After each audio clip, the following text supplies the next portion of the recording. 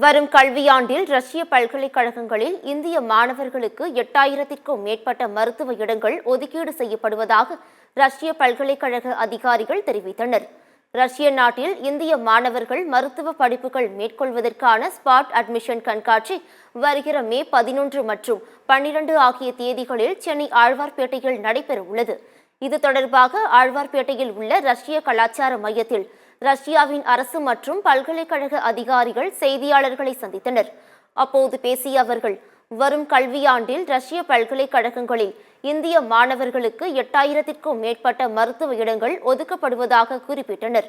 NEET தேர்வில் தேர்ச்சி பெற்று 12ஆம் வகுப்பில் முக்கிய பாடங்களில் 50% மதிப்பெண்கள் பெற்ற மாணவர்கள் ரஷ்ய மருத்துவத்தில் இளங்கலை படிப்புகளுக்கு விண்ணப்பிக்கலாம் என்று தெரிவித்தனர். உயர்கல்வி கண்காட்சி சென்னை, மதுரை, சேலம், திருச்சி, கோயம்புத்தூர் ஆகிய நகரங்களில் 11 மேலேருந்து 17 மே வரைக்கும் நடக்கிறதுக்கு. சென்னையில் உள்ள ரஷ்ய கலாச்சார மையத்தில் சனி, ஞாயிறு 11th and 12th மே நடக்குது.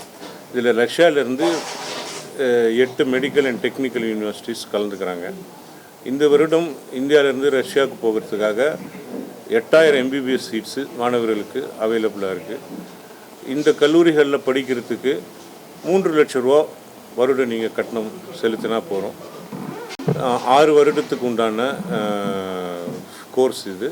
இந்த கோர்ஸு நேஷ்னல் மெடிக்கல் கமிஷனால் ரெக்கக்னைஸ் பண்ணியிருக்கு.